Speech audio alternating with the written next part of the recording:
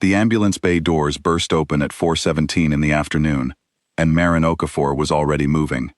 She had learned years ago, first in the army, and then in the ER, that the first few seconds after a patient arrived told you almost everything you needed to know. The paramedics were moving fast but not panicked, which meant the situation was serious but manageable. The man on the gurney was unconscious, his skin pale and damp, his breathing shallow. Late 20s, athletic build, work boots caked with dried concrete dust. Someone had been outside in the heat all day. Diabetic emergency, the lead paramedic said, rattling off vitals as they pushed through the doors. Blood sugar bottomed out. Neighbor found him, collapsed in the parking lot of his apartment complex around 3:30. He was unresponsive when we arrived. Maren walked quickly beside the gurney, checking the man's pupils, pressing 2 fingers to his wrist. What's his name? Dale Whitcomb, 28. No other medical history on file except the diabetes. Any ID on him? Wallet's in the bag. There's also... The paramedic paused, and something in his tone shifted slightly. There's also a dog, Belgian Malinois.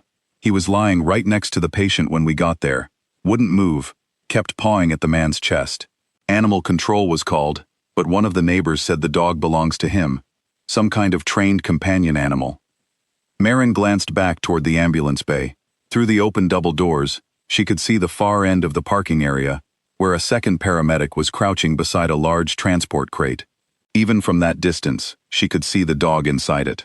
A lean, muscular animal, with a dark muzzle and alert ears, that were, at this moment, pressed flat against his head. His sides were heaving. "Is the dog okay?" she asked. "Honestly, doesn't look great. He was out there in the heat just as long as the patient. Refused to leave him, apparently. Wouldn't drink water when they offered it. We couldn't bring him inside. Hospital policy. He's in the crate in the bay for now." Maren looked at the dog one more second, then turned her full attention back to Dale. She worked fast and steadily, the way she always did, setting up the IV line, checking his glucose levels, calling out orders to the nurse on her left. Dr. Kessler arrived within minutes, reviewed the chart, and nodded her approval at everything Maren had already done. Dale's color was slowly beginning to improve. His fingers twitched. Good signs, both of them. It was while Maren was adjusting the IV drip that she looked up and out through the open bay doors again. The dog had stopped panting quite so heavily, but his posture was wrong. His head was low and pressed against the side of the crate.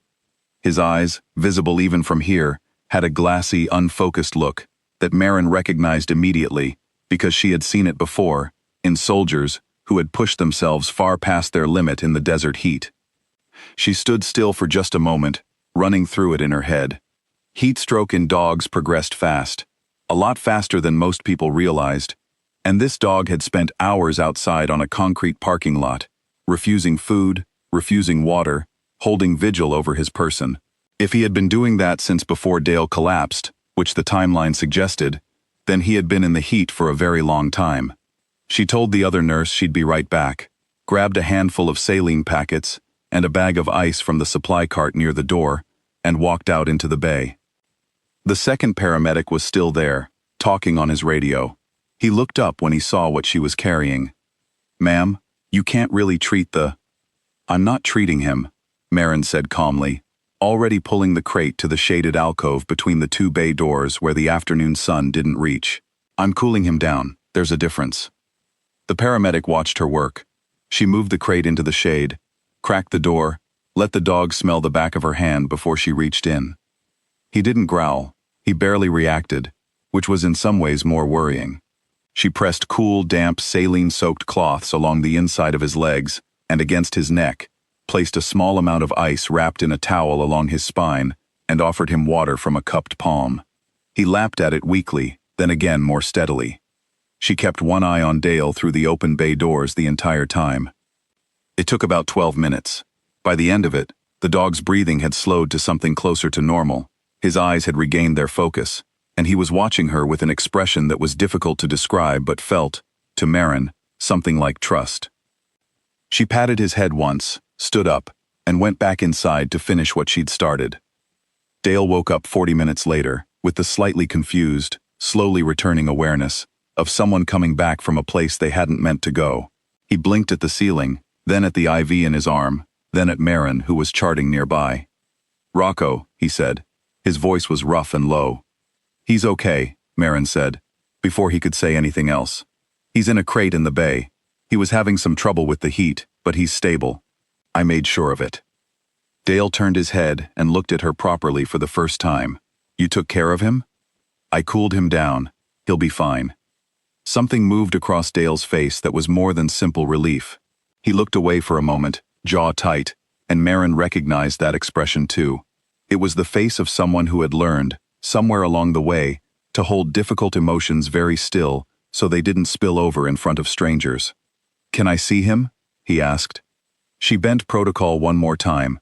She brought the crate to the doorway of his room, close enough that Dale could reach through the bars and put his hand flat against Rocco's side. The dog pressed forward immediately, his tail moving in slow, certain sweeps, and Dale exhaled like he'd been holding his breath for hours. "He was my unit's dog," Dale said quietly, not really explaining to Maren so much as speaking out loud. "2 deployments. He did things most people will never know about. When he retired, they asked if anyone in the unit wanted to adopt him. I said yes before they finished the question." He glanced up at her. "He learned to alert on my blood sugar after I got diagnosed. Nobody trained him to do it. He just figured it out." Maren looked at Rocco, who was still pressed against the crate door, watching Dale with unwavering attention. "He sounds like a remarkable animal," she said. "He saved my life twice overseas," Dale said, "and I'm pretty sure he saved it again today." Maren smiled. "I think you might be right." Bill Ferris arrived 20 minutes later, and he did not smile. He was the ER's charge administrator, thorough, detail-oriented, and deeply invested in the hospital's liability standing, which Maren had always considered reasonable qualities in someone in his role, even when they made her life harder. He held a printed copy of the supply log in one hand and wore the expression of a man who had found an unexpected problem on an already complicated afternoon. "Ms. Okafor," he said, pulling her into the small office near the nursing station, "walk me through what happened in the bay." She walked him through it. He listened without interrupting. Then he closed his eyes briefly, opened them, and set the supply log on the desk between them. "The issue isn't the compassion," he said. "I understand why you made that call. The issue is that you used hospital supplies and hospital space to treat an animal, without authorization, without documentation, and without any coverage from our insurance to support it. If the dog had gotten worse, would have died," Maren said simply, "in our parking lot, while his owner was inside being treated by us." "That's not the point." "I know," she said, "but it's a point worth making." Dr. Kessler came in midway through the conversation and offered what support she could, framing Maren's decision as a field judgment call made under time pressure with limited options. Ferris acknowledged this respectfully, but held his position. There was a process. The process existed for a reason. A suspension pending formal review was the appropriate response. Maren didn't argue. She had known when she walked out to that crate that this was a possible outcome, and she had made her choice anyway. She signed the paperwork, retrieved her bag from her locker, and said goodbye to the 2 nurses on shift, who gave her long, sympathetic looks on her way out. She was in the parking lot, keys in hand, when she stopped and turned around. She went back to the bay, knocked on the open door of Dale's room, and told him what had happened. He stared at her. "They suspended you?" he said. "For helping Rocco?" "For using hospital supplies and space without authorization," she said. "They're not wrong, technically. Don't worry about it." Dale said nothing for a moment. Then he reached for his phone on the bedside table. Maren didn't think much of it. She said goodbye, told him to monitor his blood sugar closely for the next few days, and went home. She had been home for less than 2 hours when her phone rang. It was Dr. Kessler. "I think you should come back," Dr. Kessler said. "Anne, I've been suspended." "I know. Come back anyway." There were 4 of them in the lobby when Maren arrived. They were dressed in ordinary clothes, plain shirts, dark pants, unremarkable jackets, but there was nothing ordinary about the way they stood. They held themselves with a particular stillness that Maren recognized from her years in the army, the stillness of people who had trained their instincts so thoroughly that even their resting posture communicated competence. They were not young men performing toughness. They were older men who had simply become it. The one at the front was broad-shouldered, with close-cropped gray at his temples. He had a calm face and direct eyes.